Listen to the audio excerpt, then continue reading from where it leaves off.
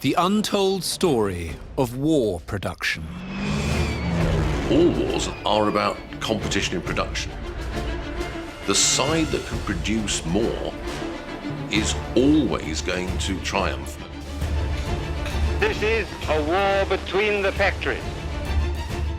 The real story of how the world wars were fought and won. It may sound strange, but modern wars, they're not won by battles, they're won by factories.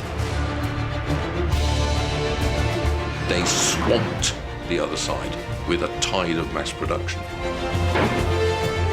And those factories would shape the modern world. Volkswagen, Fiat, Mitsubishi, they're all household names now, but they made those names as war factories. Gotta get back to work.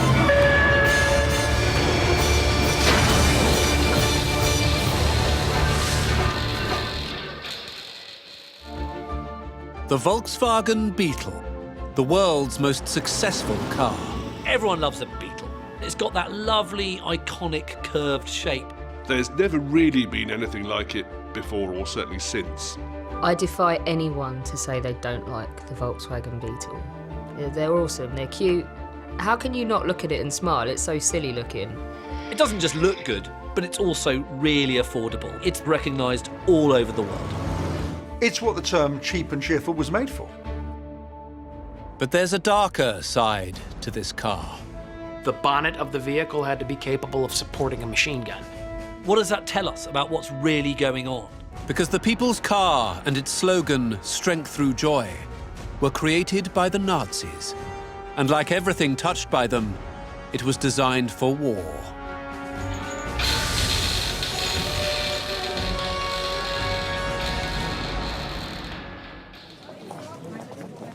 In 1933, Adolf Hitler becomes Chancellor of Germany and soon after seizes total power.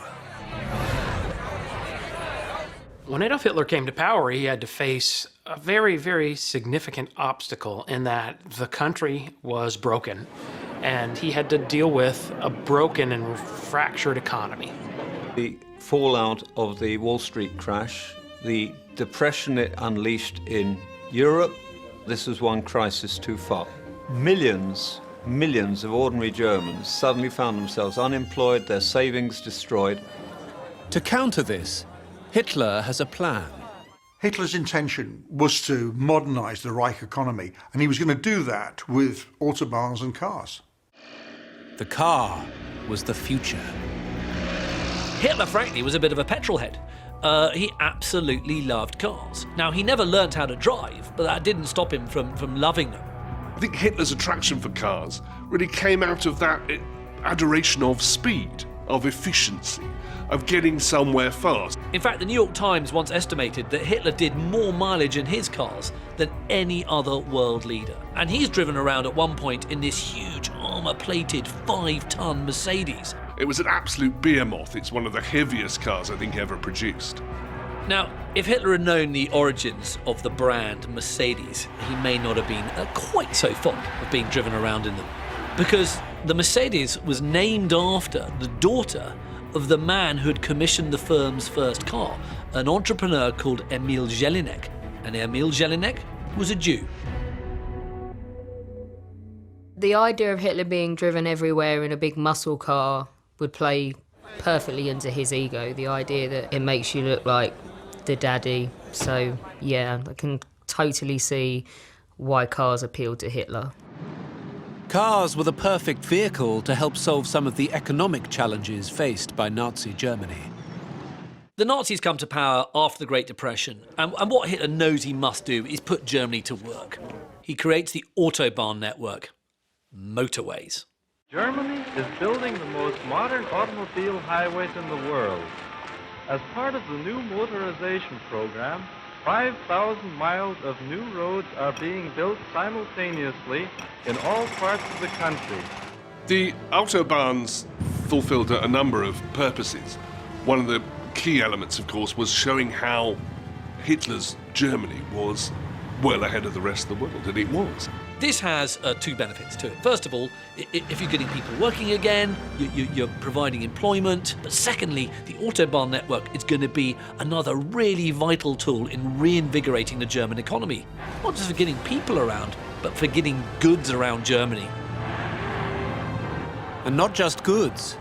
Like everything to do with Nazi Germany, the Autobahn network has a sinister, ulterior motive. But actually, Autobahns don't just move goods and people around, they can also move tanks. And that's going to prove very useful to Hitler in the years to come. Autobahns obviously serve a very evident military purpose. They'll get Hitler's armies from A to B very quickly. And because he is the most humble individual in history, he originally wants to call them Adolf Hitler Strasses, so Hitler Streets. But actually, even Hitler decides that may be just a step too far, even for him. These modern roads would transport you to a brave new world, founded on very traditional values. We may think of fascism as being a backward political concept. It's something that kind of plays in to the mythology of Nazism, the old Germanic way of doing things. But actually, what Hitler wants to do is imbue it with modernity. There was a long tradition amongst academics of dismissing the idea that there was anything modern about Nazi Germany.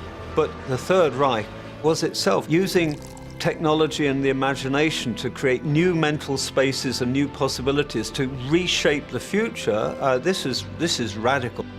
The motorway is almost a kind of space-age thing at the time. But to be of use to anyone other than the army, the Autobahns needed cars, and hardly anyone in pre-World War II Germany owned one. Rich people and doctors had cars to go places, and everybody else either rode on public transportation or they got there on horseback or on a bicycle or using a horse-drawn cart. Hitler realizes if the car's going to be successful, it's going to have to stop being a luxury item. And for that to happen, it's got to be affordable. You could democratize the way that people move around the country, and it will provide a reliable means of transportation for every German family. But Hitler only wanted to give people cars and freedom on the Nazis' terms. The Nazis were proud of abolishing individualism and individual freedom because they saw it as essentially anarchic. Free time was never free. It's really regimented and almost Bolshevik in that you can have this freedom and you can have this vehicle that will take you anywhere you want to go, but really what it's supposed to do is take you from home to work and then back home again while you're doing everything that the state tells you to do. So having one type of car that everyone would drive is very much part of that Nazi philosophy. But at the time, there weren't many factories producing affordable cars. During those really bad Depression years in the 1930s, you've got several car manufacturers just going to the wall. And one of them actually realised that the only way it could survive was to team up with 3 other companies and then call themselves Auto Union, this big joint venture. What's fascinating, that Auto Union, a combination of 4 rather struggling marques, which together came up with 2 proposals for Hitler for a racing team, which became hugely successful in the 1930s. But you've got a problem. If you're going to survive in the long term, you can't just produce top-spec, fast cars. As well as the eye-catching sports car, Auto Union needs a cheap runabout for the mass market. The other idea is something called the people's car, Volkswagen. And that's going to be made affordable to the masses by constructing it with a massive state subsidy. Now, Hitler loves both these ideas, but he gives them to somebody else, a man called Ferdinand Porsche. Porsche is part of the team that pitches the whole Volkswagen idea to Hitler. He's someone who knows Hitler, who Hitler gets on very well with, but he's not only talented, he's very politically skilled too. So when Hitler asks him to design the car himself, Porsche has got absolutely no compunction about going it alone. By 1936, Porsche has 3 design prototypes ready for the people's car, and he needs a factory to build them in. It turns out that Hitler is already one step ahead.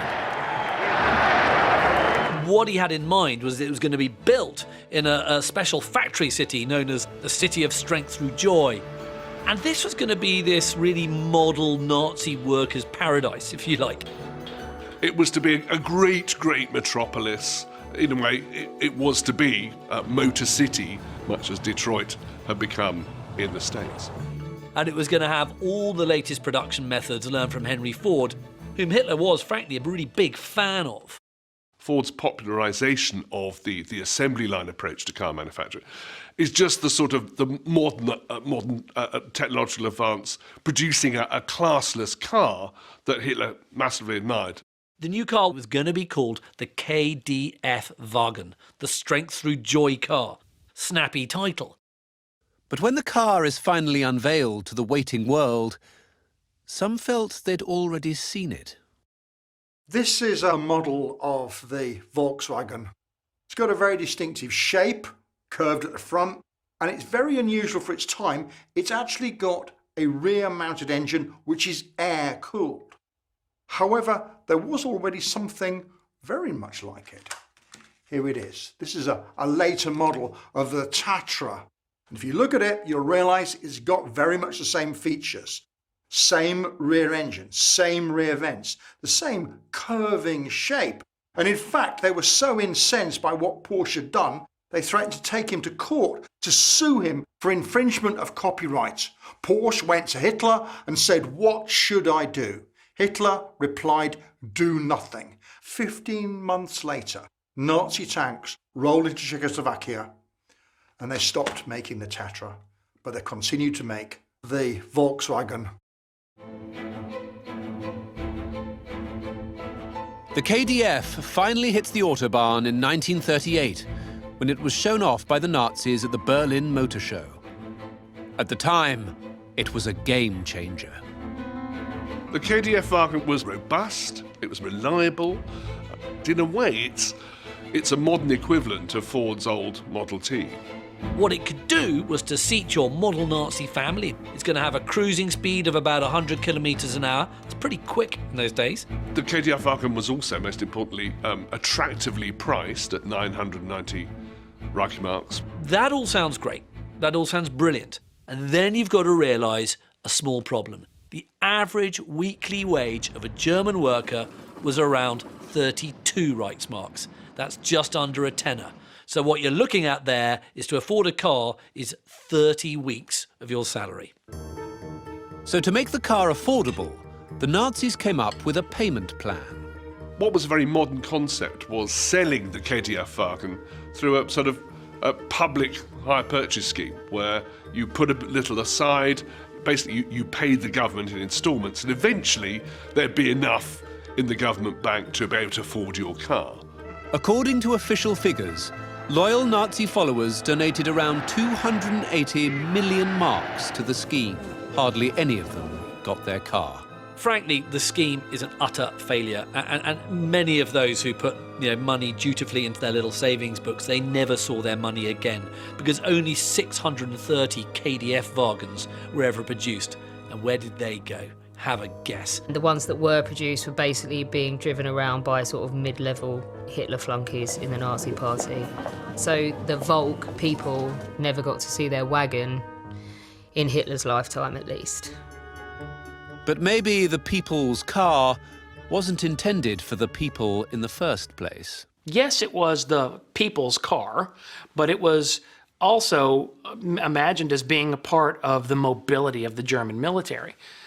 One of the technical requirements of the Volkswagen was the idea that the bonnet of the vehicle had to be capable of supporting a machine gun.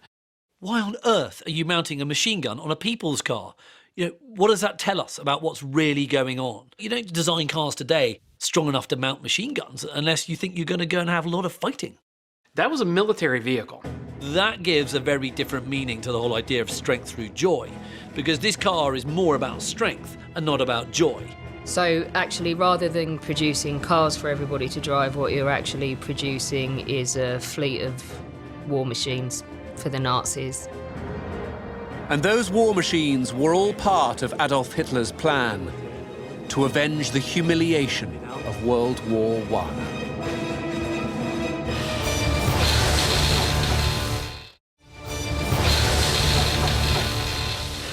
By 1936, when the KDF-Wagen was on the drawing board, Hitler's factories had already started rearming Germany. The Treaty of Versailles had severely limited the size of Germany's army after World War I. By this treaty, the Germans agreed to disband the General Staff, to limit their army to 100,000 men, to hand over their fleet, to demilitarize the Rhineland and coastal fortifications. Under the terms of the Treaty of Versailles, Germany is not allowed to be building new weapons. And so you've got many machines being designed with a dual purpose. They may look like they've got a civilian application, but actually they're for military usage. Germany would do this with multiple other things. They would have private airliners that could be equipped with bomb racks, should that ever be needed. And then you had these great roads that allowed people to drive across the country, but then could allow you to move tanks from place to place should you need that as well. And so a lot of agricultural machinery was actually designed with future tanks and armored vehicles in mind. And the KDF was no exception.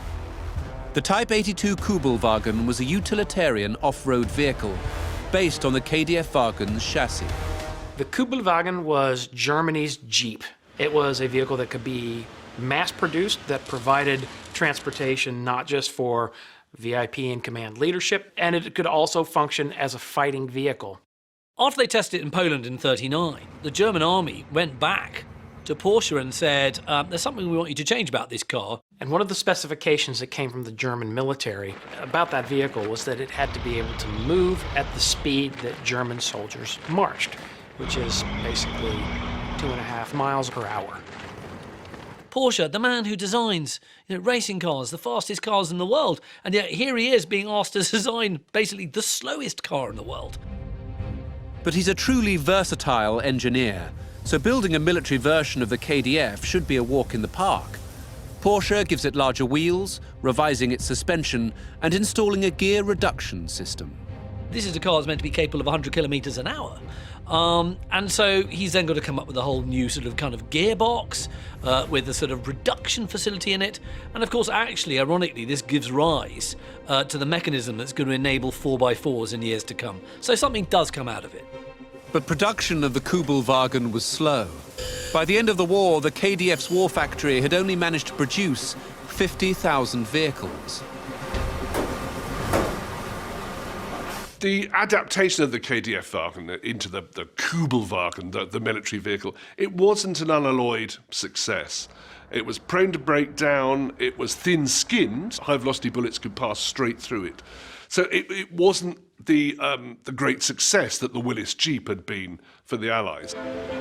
If you just compare that to the production line for the American Jeep, which doesn't even go into full production until the end of '41, that is coming out at a rate of 660,000 vehicles in just 4 years. So, when you look at 50,000, compare it to the Jeep, you realise it's a pitifully small number. So the relatively limited amount of Kubelwagens never enjoyed the success that Porsche and the German army had hoped for. In fact, most of the Nazis' motorized transport was actually produced by American-owned factories, commandeered by the Nazis during the war.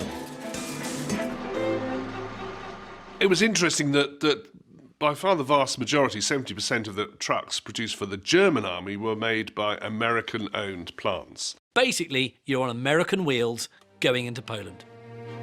At the end of the war, the US car giants Ford and GM made representations to the American government for the amount of money these factories had lost during the war. Ford, in fact, secured immense damages from the American government after the war, even though their Cologne factory was relatively unscathed. But what Ford didn't realize is that they had just scored a massive own goal.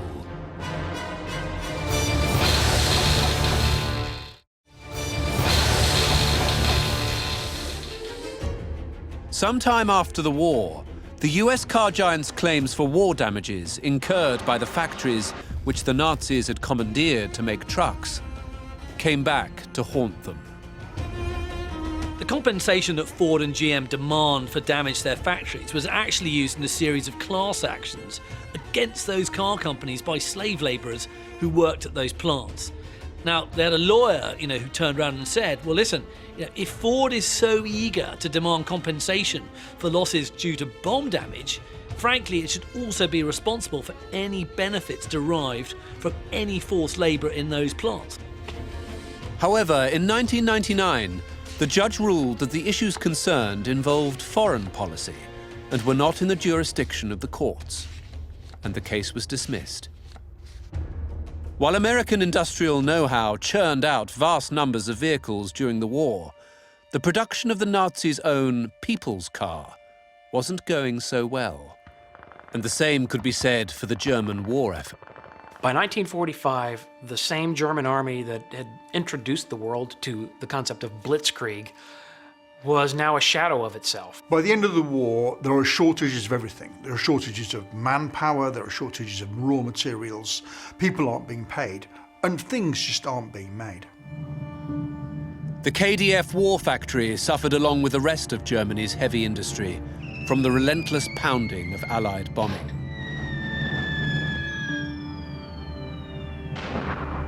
At the end of the war, in May 1945, the KDF factory was a complete ruin. Workers were rioting, no one had been paid for weeks. It was a complete shambles. But all that was about to change, thanks to the tireless work of one British engineer. In the bombed-out war factory of Strength Through Joy, the slave labourers left behind by the retreating Nazis went on an orgy of destruction. It's on the 10th of April 1945 when the Strength Through Joy factory, the factory that was meant to be churning out hundreds of thousands of these people's cars, is eventually abandoned by its SS guards. It was in an appalling condition. It had been hugely bombed. And labourers who work there go about trying to destroy as much of what remains of this factory as they can. They're ripping telephones out of walls, they're sledgehammering walls down.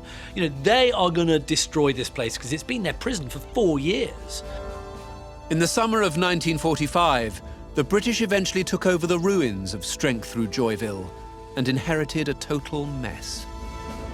At the end of the war, there was some discussion amongst the Allies of what was going to happen to it. I mean, the Russians just wanted to dismantle it, just obliterate it, really. The Americans wanted to ship some of the parts back home. Even the Australians wanted to take bits of the KDF factory back to Australia. So everyone was looking to grab a bit of the cake, so it looked like that was the end of that project. Engineers from the British Army are dispatched to put the war factory of Joy out of its misery. So ultimately it falls to two men who are put in charge of dismantling the KDF factory. And they're both British, and they're both officers in what's called REME, the Royal Electrical and Mechanical Engineers.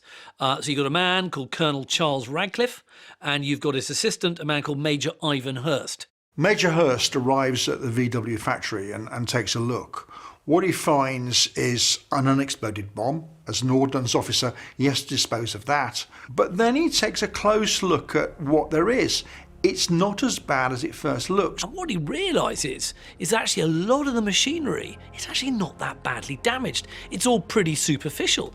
Although the buildings of the KDF factory were largely smashed to bits, Hurst as an engineer could see that it was still relatively workable. So he thinks, hang on a bit, with a little bit of work, I can get this factory, back online and I can start building these cars again. He frankly thinks it's a great idea. Why wouldn't he? Because you've got this local area there, Wolfsburg, and you've got about 17,000 unemployed people, and they're desperate for work. And also, post-war Germany, what does it need to get back on its feet? It needs some cheap transport. People, in order to rebuild Germany and to rebuild their lives, they're going to need to move around. They're going to need to help build the country back up again. So what better way to do it than to give people jobs and instigate a process by which you can actually provide people with the transport that they need to rebuild the economy. For that, you need a car. So the story goes that Hurst is sifting through all this rubble when he stumbles across this almost completely intact prototype of the KDF-Wagon in this little workshop kind of tucked out the way. And he realises what he's got here. And what he does is he gets his workforce to cobble together 2 pre-production models based on this very prototype. But no one else seemed to share Hearst and Radcliffe's vision. So Hearst tries to give it to a British manufacturer who just says, if you think you're going to build cars in this place, then you're a bloody fool. So he tries to give it to Ford, and he's not interested either. And you've even got this figure in the form of Ford's right-hand man coming to look at the plant, and he reports back, what we're being offered here, Mr. Ford, ain't worth a damn. So Hearst has got this brilliant idea and this nifty little prototype, and nobody wants to know. It's one of those classic stories, isn't it? A bit like the Beatles not being picked up. What happened to one of the most successful cars ever in the history of motoring in its early years, when you name the car manufacturer, everyone turned the model down. It looked like nothing was going to happen with this car, with its awful Nazi-tainted past. So Hearst tried another tack. Hearst realises that the British Army needs reliable transport and suggests that these former KDF wagons be adapted for British military use. To make this happen, he comes up with a clever wheeze. Hearst is very canny. He takes a couple of cars, paints them in British khaki. And he sends it round to the British Army and says, listen, you're going to need a cheap runaround for soldiers and officers to get around Germany. This thing is brilliant. It's cheap to make, it's cheap to run, it goes pretty fast. What do you think? And the British Army look at it and they go, yeah, all right, we'll have 20,000. This was the huge plant erected at Hitler's order for the construction of the German people's car. Now they're being turned out by the factory at the rate of 600 a month and turned over to the British military government. And that is the spark that lights the revival of the old KDF wagon. At HQ British military government in Germany, there are large numbers of the people's car in service with the master race as taxi drivers.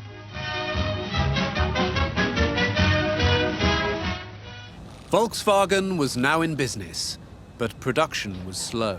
Initially after the war, when they started to produce a few Volkswagens, they couldn't get a piece of steel big enough for the roof. So if you look at some of the early models of the Beetle, you'll see that there's actually two bits of steel welded together. And that just tells you, exactly what Hearst was up against. By 1946, the cars were rolling off the production line to great fanfare. But no amount of celebration could hide the fact that it was behind schedule. Things got so bad that Hearst was reduced to bartering for parts to keep the factory running. So what he starts to do is to pay for things he needs to make the cars with cars that are already finished. And he actually gets into trouble for it because he gets the British Army are effectively accused of running a black market. Instantly, a rumour starts that Hearst is using the restarted assembly line to trade VWs for favours, for goods. Every car exchanged had serial numbers, paperwork for every barter deal. He was able to show the investigators, look, it's all above board. It's all been recorded. There's no element of black marketeering whatsoever. The incident brought home to Hearst and Radcliffe the precarious nature of their operation. Hearst and Radcliffe realise that they can't sustain this kind of industry. What they need to do is to go on to a kind of proper commercial footing aimed ultimately at a domestic market. Germany is only going to survive and not fall victim to communism if people can have a livelihood again. They felt, let them produce things, export them, and the income they make, they can use to feed themselves. And this enterprise really has to be Germanised, if you like, given back to German people, the German car workers. And for that, they're going to need a German manager. Hearst and Radcliffe spent months searching for a German manager to take over the plant. But finding someone with the right level of experience and credentials was a tall order. It's pretty hard finding a manager at that stage, because anybody with any experience and administrative know-how had already been employed during the Nazi period. And in order to be employed at those sort of levels during the Nazi period, you were almost certainly had to be a member of the Nazi Party. But there's a flip side. How to find a German who would work for the Allies. To agree to take over a factory under British control could still be seen as a sort of betrayal of Germany and a surrender to the British Allies. And since most industrialists in Germany were pro-Nazi and extremely nationalistic, then that could be one factor. In the end, they found just the man. Heinz Nordhoff was a senior motoring executive who'd worked for Opel, General Motors' own Opel, who developed the Cadet, another people's car that, in fact, had been replicated by the Russians after the war. He was the ideal man to take on another similar project. By 1942, he was working in Brandenburg, helping to churn out military vehicles. As the Russians arrived, he ran away, was arrested by the Americans, and since then he had absolutely failed to get any kind of decent job in post-war car industry, and he was running a garage near Hamburg. And that's where Hearst found him. Nordhoff was just the kind of manager Hearst was looking for. He was smart, he had hands-on experience, and had even shepherded a small family car into production. There were only two minor stumbling blocks. Nordhoff doesn't like the VW. He once says the car has more faults than a dog has fleas. And the other problem? Well, the Americans saw him as a Nazi. But he had never joined the Nazi party. He actually wasn't a member, which meant that Hearst could use that to try and push him through the door into Volkswagen, which he did. That and the fact that his papers were lost in the Russian zone as well meant that compared to a lot of people they might have had to consider, Hearst could present Nordhoff as having pretty much a blank history compared to a lot of other people he might have to look at who were qualified to do the job. You know what, Nordhoff may not have liked the Volkswagen, but actually he had a fantastic personal opportunity to wipe his own slate clean with this brilliant new job in this new post-war car industry. Nordhoff officially joins VW in 1947, and Volkswagen was growing from strength to strength. The people who had turned up their noses when it was looking for support earlier were fighting each other off for a slice of the action. Much to Nordhoff's concern, one of those prowlers was the Russians. Obviously, Nordhoff is extremely worried. One, his livelihood's at stake, but so is his life. If he falls into the hands of the Russians again, remember, they have the records of his past. All his achievements over the last few years to rehabilitate himself will just evaporate.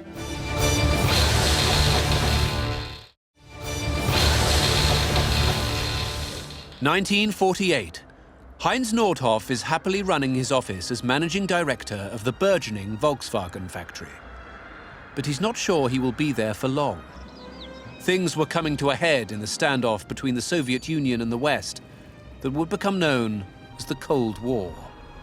So what's going on is this Iron Curtain, Churchill's famous phrase, is being slammed down. At the end of World War II, with the defeat of Nazi Germany, four powers occupied Germany and Berlin: France, Great Britain, the US, and the Soviet Union. The town where the Volkswagen plant was, Wolfsburg, was in the British occupation zone. So you've got the Soviet zone just stopping 5 miles east of Wolfsburg, but, you know, the Russians desperately want that factory. It feels so close for them. And the Allies are going to be absolutely damned if they're going to give away anything to Stalin and his Red Menace. That's not going to happen. VW is staying very much in Western hands. Now that the VW had proved its worth, the Americans plan to use it as an economic weapon of the Cold War. If you're going to face the might of the Soviet Union and all its satellite states, you've got to have strong countries. And what needs to be strongest of all is this new country called West Germany. So the U.S. decided, with Secretary of State George Marshall, to launch the Marshall Plan in 1947, a program of U.S. aid to 16 countries to help them recover from World War II.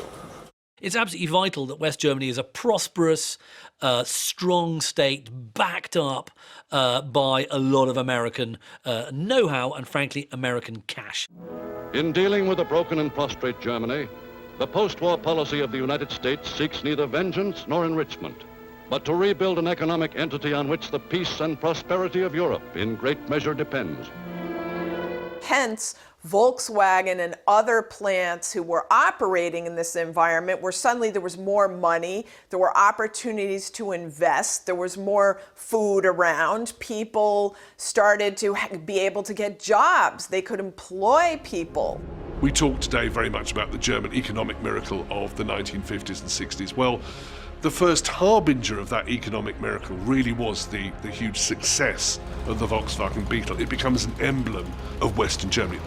The rebuilding of the Volkswagen works and the creation of the Volkswagen, stripped of its Nazi connotations and given new connotations of post-war German recovery, personal mobility, the embrace of individualism, of freedom of travel, was symbolic of this process of the rapid recovery of a new German national consciousness. And actually is now going to do everything that Hitler kind of promised it was going to do. It was under, capitalism really going to become the people's car. It was incredibly successful. It was cheerful. By the end of the 1950s, 1 in 3 cars on the road in West Germany was a Beetle. And now it had proven to be worth more than a dam. Even the American car companies wanted to get in on the act. The Ford Motor Company had initially, of course, rejected the Volkswagen factory. Now, not only is the Volkswagen a success, Ford look at it and think this could be our rival to the big American competitor, General Motors, whose Opel Kadett is proving a huge success in the West too. They want a small compact car of the sort that they really don't have in America. Nordhoff sees a potential takeover by Ford as a way into the American market. But the deal is a non-starter. The approach by Ford is very heavy-handed. It's total control. There will be no autonomy for the German management, and particularly for Nordhoff. And Nordhoff is not someone who likes taking orders. The deal collapses. It's a no-go. This is now the second time that Ford have not got their hands on the VW Beetle, and they're never going to get a third opportunity. Meanwhile, the VW Beetle is selling like hotcakes. Actually, it was the Germans who came up with the name Beetle. Not the word Beetle, but actually the German for Beetle is Käfer. But it's not until 67, 68 that a US brochure is produced where they refer to it as the Volkswagen Beetle. And then we have a film which comes out called The Love Bug, which features a 1963 Beetle in it, which is affectionately called Herbie. But it's the word bug in the title that really sticks in the American market and not the word Beetle. So that's why you've got bug in North America and you've got Beetle just about everywhere else. You know when Hollywood turns you into a movie star that you've arrived, and that was the beginning of everybody's love affair with the Volkswagen Beetle. When the millionth Beetle rolls off the production line, it's a big celebration.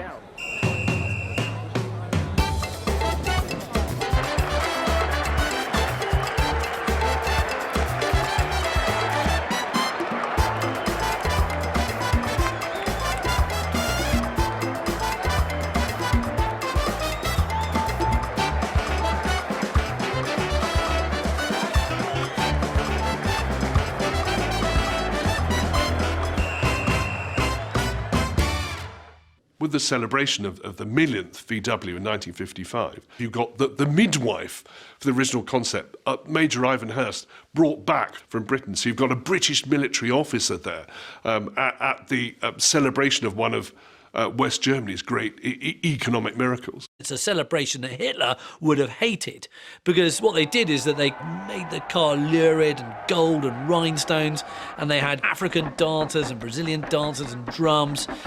People from around the world came to sort of kind of celebrate this people's car, this global people's car. The model that everyone had written off in 1945 was now very much the car of the moment at a time when other motor manufacturers were really living off past glories. The Beetle turns into an icon of 50s and swinging 60s design. It's ubiquitous on both sides of the Atlantic and truly becomes the people's car. Nordhoff has a really simple design philosophy. It's not to go out and constantly make lots of different versions of the same car. It's not even to go out and make lots of different cars. It's just to make this same car over and over again, but keep refining it and making it better. Heinz Nordhoff was fascinating in that he tended to mimic in his design philosophy the man who he came to eclipse by 1972, Henry Ford, in that he puts all his eggs in one basket, the one model. There's a few more modern, sophisticated elements put in, but it's still ultimately, in 1972, the same basic vehicle that it had been in 1945. This, in a way, I think is the secret of its success. It's also very easy to make. Assembly lines were established all the way around the world.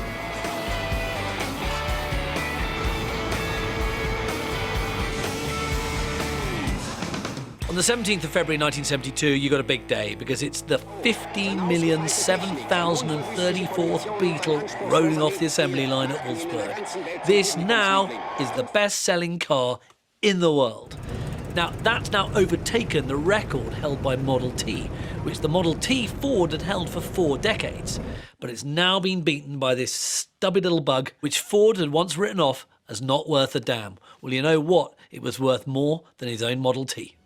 And so it was that a small car designed by the Nazis as part of a sinister plot to take over the world achieved its original destiny in a way that would make Hitler turn in his grave. The Volkswagen story is a wonderful parable, in a way. It's about the renewal of hope.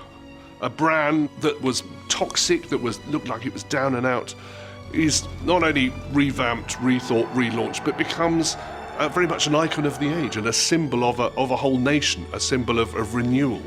People didn't look at a Beetle and think of it as a Nazi vehicle. They thought of it as a German car, but this German was no longer a Nazi Aryan German. It was a post-war economic miracle German. It could be painted, it could go hippie, it could go popular, it could have all sorts of things added to it to make it more functional for holidays, etc.